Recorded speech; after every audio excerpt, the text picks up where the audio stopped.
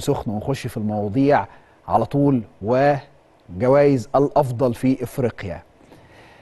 الأهلي يستحوذ على لقب أفضل نادي في إفريقيا، وهو الأهلي أهو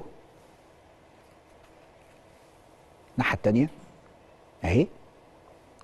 باختصار شديد هو سيد إفريقيا بلا منازع، وطبيعي إنه الأهلي يكون بياخد هذا الكم من الألقاب. ده اللقب رقم 6 اللي بيحصل عليه النادي الأهلي كأفضل نادي للعام. 6 مرات. 6 مرات. تعال أخدك في جولة تخيلية بسيطة. الأهلي بجمهور الأهلي في حالة من حالات الضيق والغضب. الأهلي اللي عنده حالة من حالات الضيق والغضب واخد 5 بطولات السنة اللي فاتت، واخد 11 بطولة إفريقيا، 8 سوبر إفريقي، حدث ولا حرج عن باقي الألقاب. هذه الانتصارات ورغم كثرتها إلا إنه الجمهور زعلان عشان احنا ما كسبناش البطولة الجديدة اللي طلعت ديت. احنا ازاي البطولة الجديدة دي ما نكسبهاش؟ زعلان عشان اتعادل في ماتشين. وهذا الجمهور هو اللي فرقته مسافرة في كأس العالم للأندية للمرة اللي معرفش كام على التوالي. وهو أيضا وذلك النادي اللي حصد في اليوم ده النهاردة، مش في يوم تاني يعني، لقب أفضل نادي في العام، ومعه أيضا لقب أفضل لاعب إفريقي محلي اللي هو بيرسي تاو، ولقب أفضل هدف اللي أحرزه محمود كهربا. تعال خد العين بقى. أنا كده شرحت لك وأنت شايفها من نظرة جمهور الأهلي وزعلان، اللي هو أنا مش عاجبني. طب تعال أخدك بقى الناحية التانية لمنافسين النادي الأهلي، كيف ينظروا إلى النادي الأهلي؟ فيقول لك يا سيدي طب نص معاناة جمهور النادي الأهلي، طب ربع معاناة جمهور النادي الأهلي. ولك أن تتخيل عزيزي المشاهد إنه النادي الأهلي من أقداره اللي هقوله لك ده. الأهلي دائما وأبدا هو ذلك النادي الذي ينافس نفسه. الأهلي حقيقة، وانا مش بقول لك كلام من قبيل العبارات اللي هي الرنانة، انما الاهلي بينافس نفسه فعلا لسبب بسيط جدا. الاهلي لو قرر انه ينافس بقية المنافسين بتوعه، بقية المنافسين هيصحى الصبح ويقوم قال السلام عليكم، اخباركم ايه يا جماعة؟ انتوا كويسين؟ انا قررت النهارده ان انا انافسكم. فيقوم قافل الباب وقافل النادي، رشش ميه، حاطط ايده على خده، 10 سنين عامل كده، مستني حد يكسر له لقبه الافريقي ب 11 مكسب لافريقيا، عامل كده لمده 10 سنين، نايم مستريح يشوف بقيه المنافسين لحد ما يوصلوا للرقم ده. اذا هو حقيقه يعني الاهلي بينافس نفسه، لانه لو بينافس المنافسين هيريح شويتين 3. لكن الاهلي لما يجي يفوز بالتسعه يقول لك ال10، لما يفوز بال10 يقول لك ال11، لما يقول 11 يقول لك ال12، لما يجيب القاب يقول لك انا عايز، انا كل ده بكلمك في افريقيا.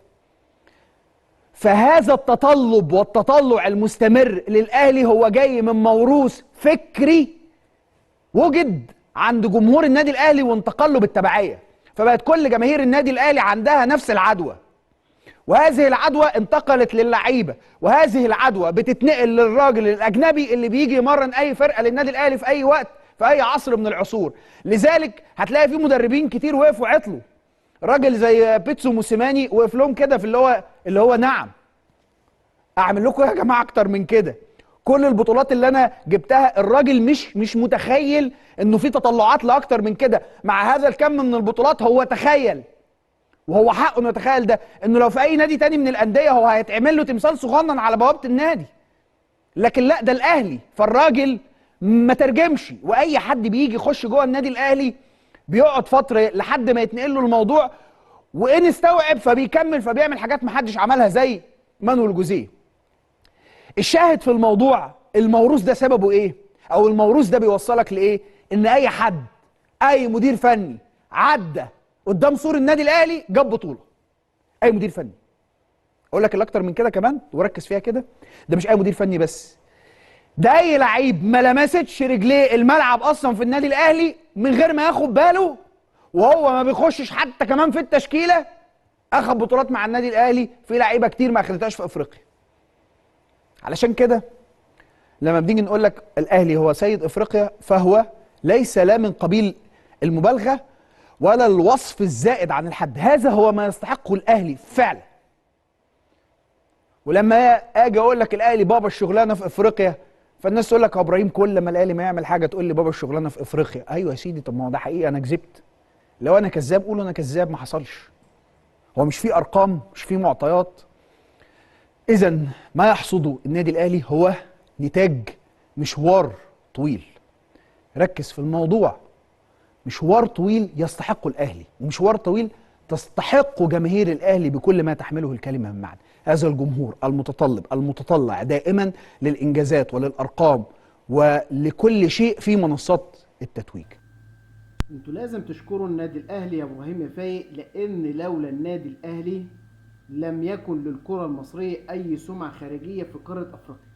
النادي الاهلي اللي مشرف مصر، النادي الاهلي مستحوذ على جوائز الاتحاد الافريقي، النادي الاهلي يعني هو يعني الواجهة الحقيقية للكرة المصرية في الكرة الافريقية، كمان مش على مستوى الكرة الافريقية بس، في مستوى العالم، كأس العالم للأندية. كمان الاتحاد الدولي للإحصاء والتاريخ بيصنف النادي الأهلي رابع أو في المركز الرابع على مستوى العالم من حيث الأندية تألقا في كأس في يعني السنة اللي فاتت. النادي الأهلي هو ملك افريقيا المتوج وافضل نادي في افريقيا، ولازم تعترفوا بده ولازم تدوا حقه، لان النادي الاهلي مش زي اي نادي، نادي خلق للبطولات، خلق للانجازات. النادي الاهلي دائما وابدا هو رقم واحد.